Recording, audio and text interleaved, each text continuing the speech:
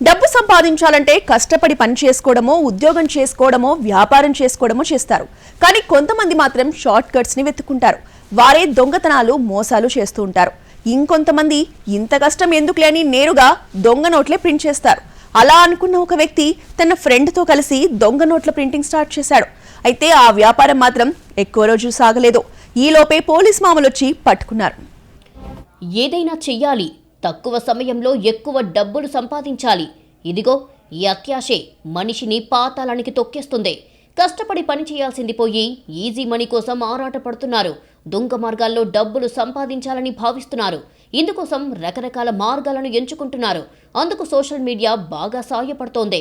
యూట్యూబ్లో చూసి డెలివరీలు సహా అన్నీ కూడా నేర్చుకుంటున్నారు.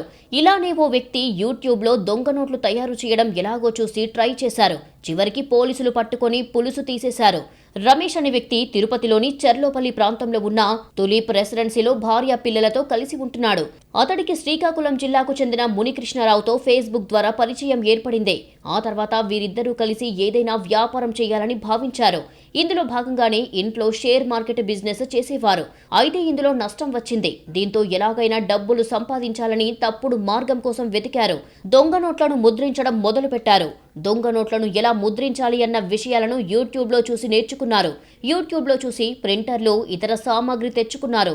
నోట్లు ఎలా ప్రింట్ చేయాలో, దానికి ఎలాంటి ప్రింటర్లు కొనాలో కూడా బాగా రీసెర్చ్ చేశారు.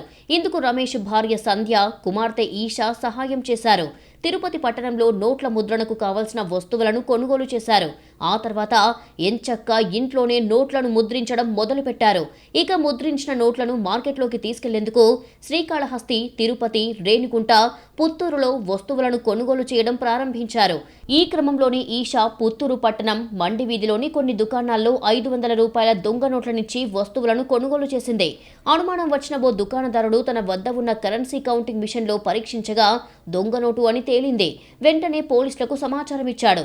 సమాచారం అందుకున్న పుత్తూరు పోలీసులు ఆ దుకాణం వద్దకు వెళ్లి సీసీ కెమెరా ద్వారా దొంగ నోట్లను ఇచ్చిన వారిని గుర్తించారు. కూపీ లాగితే మొత్తం వ్యవహారం వెలుగులోకి వచ్చింది.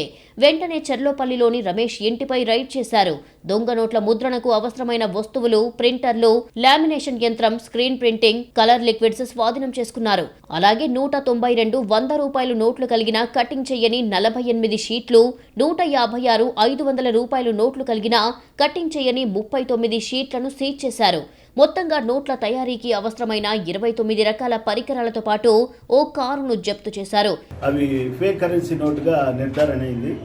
వాళ్ళు వెంటనే దగ్గరలో ఉండే పుత్తూరు అర్బన్ పోలీస్ స్టేషన్లో ఫిర్యాదు చేయడంతో సిఐ గారు, ఎస్ఐ సిబ్బంది అంతా వెళ్ళి సీసీ కెమెరాల సాయంతో వాళ్ళని వెంటనే అదుపులోకి తీసుకొని ఈ కుప్పయ్య శెట్టి అనే ఒక వ్యాపారి, అతని షాప్లో కూడా ఈ విధంగా జరిగింది కాబట్టి అతనితో కంప్లైంట్ తీసుకొని ఒక కేసు నమోదు చేసి ఈ నలుగురు ప్రమేయం ఉన్నట్టు తేలినందున ఈ నలుగురిని కూడా అరెస్ట్ చేయడం జరిగింది. వాళ్ళని ఇప్పుడు కోర్టులో రిమాండ్ నిమిత్తము హాజరుపెడుతున్నాం. ఈ కేసులో కీలక నిందితుడు రమేష్, అతడి భార్య సంధ్య, కుమార్తె ఈషా, స్నేహితుడు మునికృష్ణరావులను అరెస్టు చేసి పుత్తూరు కోర్టులో హాజరుపరిచారు. కోర్టు ఆదేశాలతో ఆ నలుగురిని రిమాండ్కు తరలించారు.